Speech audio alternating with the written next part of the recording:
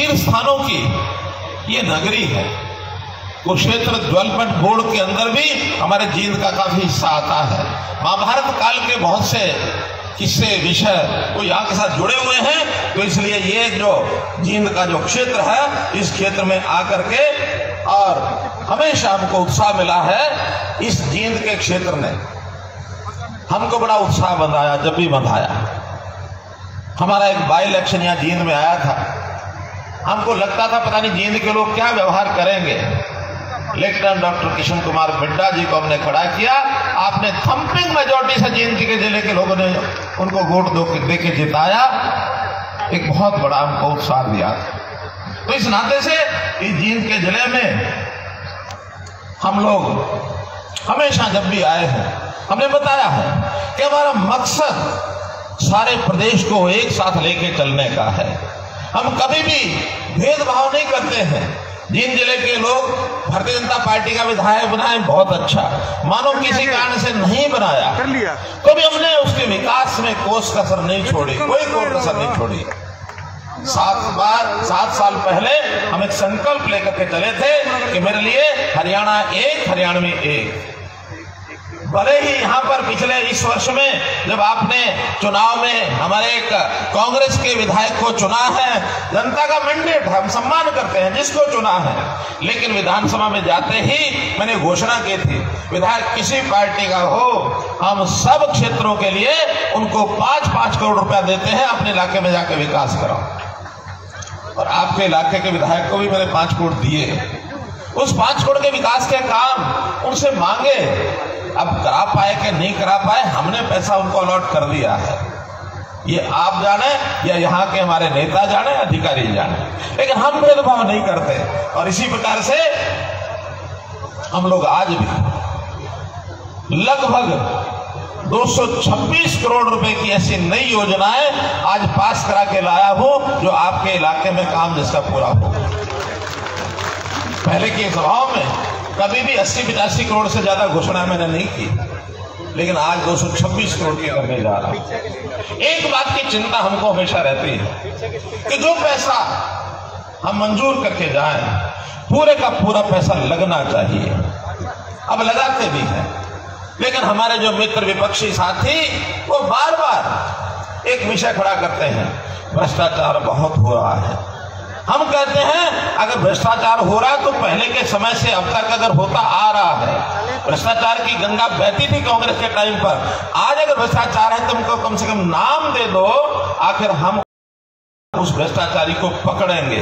लेकिन ये कांग्रेस को लोग शोर मचा देते हैं, नाम पूछे तो नाम नहीं बताते हैं, नाम नहीं बताते हैं। विधानसभा में खड़े होकर मैंने पूछा, अगर आप नाम बताओगे तो भ्रष्टाचार को समाप्त करने के लिए इस भ्रष्टाचारी को पहले खत्म करेंगे। हमने संकल्प लिया था भ्रष्टाचार खत्म करने का। बहुत सिस्टम हमने बनाए, ऑनलाइन सिस्टम खड़े किए, पोर्टल बनाए हैं कि आदमी घर से ही अप्लाई करे, उसको सारी सेवा घर मिल जाए, उसके बैंक के खाते में पैसा आ जाए, बीच में कोई बिचौलिया पैसा ना खा जाए। कितने सिस्टम हमने बनाए। भ्रष्टाचार खत्म करने का तो हमने तरीका बना लिया, लेकिन फिर भी कुछ ऐसे चालाक चतुर लोग हैं जो उनमें से आज भ्रष्टाचार करने की कोशिश करते हैं, क्योंकि सिस्टम ठीक है, उसमें से वो भ्रष्टाचारी पकड़ आ जाता है। भ्रष्टाचारी को बचने नहीं देंगे। पहले हमने पिछले साल में भ्रष्टाचार खत्म करने के लिए और सॉफ्टवेयर बनाए, ऑनलाइन सिस्टम बनाए, पोर्टल बनाए, भ्रष्टाचार खत्म करने के सिस्टम बनाए। अब हम आपसे जो भ्रष्टाचारी होंगे उन भ्रष्टाचारियों को खत्म करेंगे। कोई भी व्यक्ति भ्रष्टाचारी अगर मिलता है, आपको सूचना मिलती है, हमारे तक भेज दो, चाहे आधी रात को पकड़ना पड़ेगा, हम पकड़ेंगे। हमने इस पिछले साल में नकल करने वाले भ्रष्टाचारी, बैंक के खातों से पैसे इधर से उधर करने वाले भ्रष्टाचारी, पंचायती सिस्टम में, अर्बन लोकल बॉडीज में बहुत सी चीजें ऐसी पकड़ी। लगभग 1000 भ्रष्टाचारियों को पकड़ के आज भी जेल में डाला हुआ। 1000 लोग डाला, कम नहीं। नकल में 650 लोग हमने पकड़ के अंदर डाले। ये नकल भी भ्रष्टाचार है। ये भी ज्ञान के अंदर एक मिलावट है। ज्ञान में मिलावट होगी तो अच्छे आदमी आगे नहीं बढ़ पाएंगे, ये मिलावटी लोग आगे बढ़ते रहेंगे। हम किसी कीमत पर इसको बर्दाश्त नहीं करेंगे। तो भाइयों, भ्रष्टाचार सहन नहीं होगा। हमने तो घोषणा की है, फिर करता हूं कि भ्रष्टाचार का काल मनोहर लाल नहीं सहन करेंगे। आपका साथ चाहिए, आप साथ देंगे तो निश्चित रूप से हम आगे बढ़ेंगे। भाइयों बहनों, हम लोग अब जिस भी हरियाणा का जो भी काम हम करते हैं, पूरे प्रदेश का सम्यक विकास, बड़े बड़े प्रकल्प हमने खड़े किए। हमने बड़े प्रकल्पों का अगर 5-7 का मैं नाम लेता हूं, जो कहते हैं कि इन्होंने बड़े काम कोई नहीं किए। ये कुंडली मानेसर पलवल की जो सड़क है, ये सड़क लगभग 1400 करोड़ रुपया लग करके, और ये आधी अधूरी पड़ी थी, झगड़े डाल रखे थे, कोर्ट में पहुंचे हुए थे। हमने पूरा पैसा लगा के दिल्ली के चारों तरफ लगभग 85 किलोमीटर का ये रोड ये हमने आके बनवाया है। और न केवल रोड बल्कि उसके साथ साथ अब ऑर्बिटल रेल कॉरिडोर, एक रेलवे लाइन उसके साथ साथ बनेगी, ताकि दक्षिण हरियाणा के हमारे सब लोग उत्तर हरियाणा में चंडीगढ़ तक बिना किसी ट्रैफिक के जैसे मर्जी चल पड़े जा सके। एक नया रास्ता हम सोनीपत से लेकर के और जालंधर होते हुए अमृतसर तक, कटरा तक एक एक्सप्रेसवे, दिल्ली कटरा एक्सप्रेसवे, जो इस इलाके से होकर निकलेगा। और जब वो निकलेगा तो इस इलाके से जाने के बाद मात्र 5 घंटे में कोई भी व्यक्ति दिल्ली से अमृतसर पहुंच जाएगा, जिसके आज 13 घंटे लगते हैं। 13 घंटे का सफर 5 घंटे में, 2 घंटे में आगे कटरा, 7 घंटे में कटरा पहुंचेंगे। इस प्रकार से हमने एक सड़क जो हरियाणा की जो बीचों बीच इस्माइलाबाद से लेकर के और नांगल चौधरी होते हुए राजस्थान की सड़क में जाके मिलती है, इसकी जमीन भी एक्वायर हो गई है, इसका निर्माण शुरू हो गया, बहुत जल्द इसका उद्घाटन करेंगे। ये भी ट्रांस हरियाणा के बीचों बीच एक सड़क निकल करके वहां जाएगी। एक और सड़क जो आपके बहुत नजदीक से निकलेगी, वो पानीपत से लेकर डबवाड़ी तक पूरे हरियाणा को क्रॉस करेगी। उत्तर से दक्षिण तो सड़कें बहुत है, लेकिन पूर्व से पश्चिम की ये सड़क, ये एक्सप्रेसवे, ये आपके इलाके को बहुत बड़ा लाभ ये देने वाली है। इस प्रकार के बहुत, यानी हमने जो सोनीपत जींद की रेलवे लाइन ये हमने बना दी है, लोग इस पर चल पड़े हैं। इसी प्रकार से सुनारिया में एक बड़ा IIM के द्वारा national institute of electronics IT का संस्थान ये बनेगा, ताकि हमारे बच्चे पढ़ करके और वहां से नौकरी के अंदर जाए। एक डिजाइन का इंस्टीट्यूट ये कुरुक्षेत्र के अंदर बन रहा है। सोनीपत में प्लास्टिक इंजीनियरिंग का एक इंस्टीट्यूट ये बन रहा है। पंचकुला में एक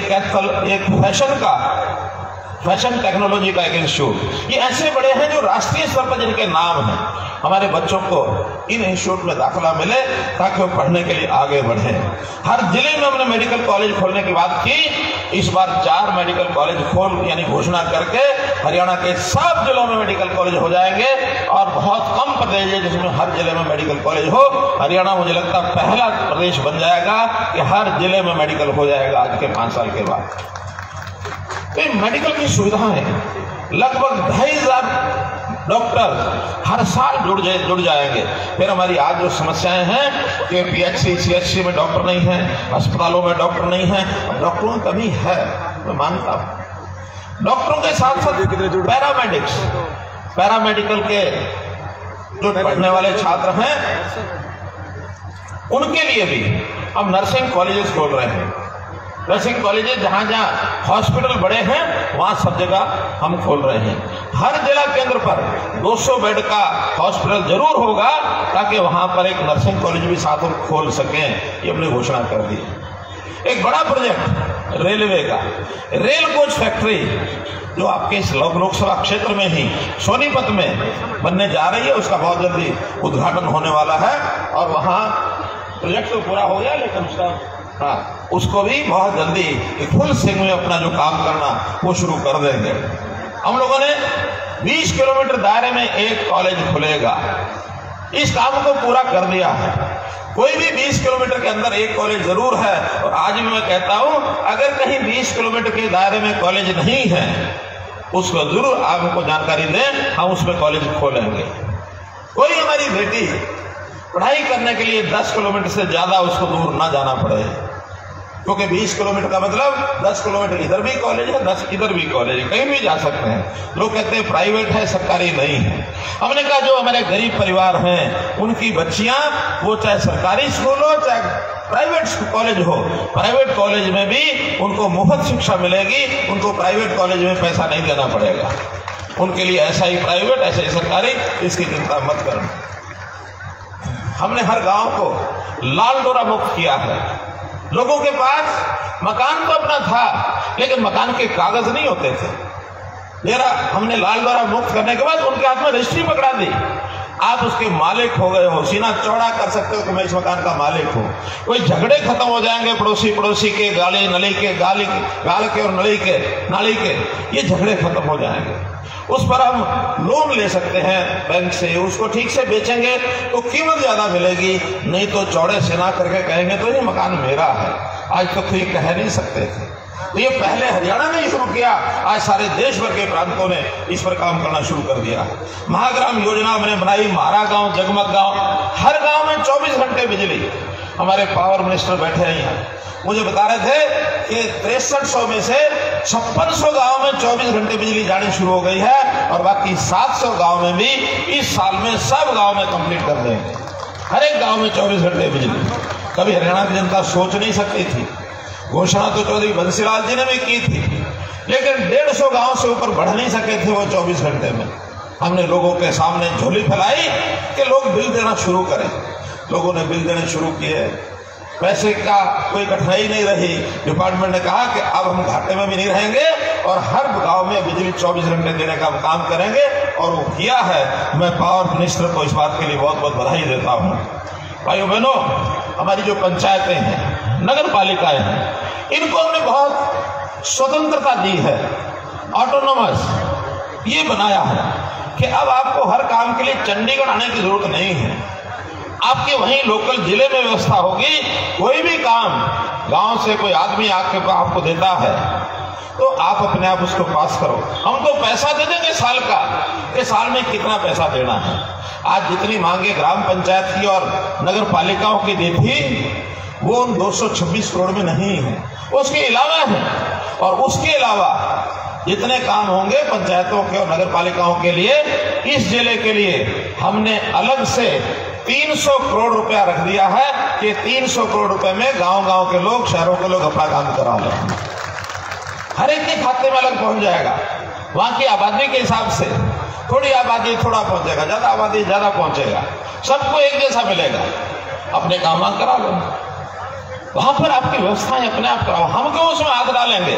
चंडीगढ़ जाने के बाद 2 महीने फाइल चंडीगढ़ पड़ी रहती है, महीना आने में फिर कोई ऑब्जेक्शन लगता है, फिर चंडीगढ़। ये फाइल खेलते रहते, ये फाइल नहीं खेलने देंगे। हम कहेंगे लोकल लेवल पर ही काम कराओ। हाँ, लोकल लेवल पर कराने का एक दोष, जो बड़ा दोष रहता है, वो है भ्रष्टाचार का। मैं फिर आपको वही बात कह रहा हूं, इस भ्रष्टाचार को भी रोकने के लिए हमने नट बोल्ट टाइट कर दिए हैं। अब नट बोल्ट टाइट करने के बाद गलती से भी कोई कर बैठेगा तो उसकी जिंदगी में लाल निशान लग जाएगा, आगे बढ़ना बंद हो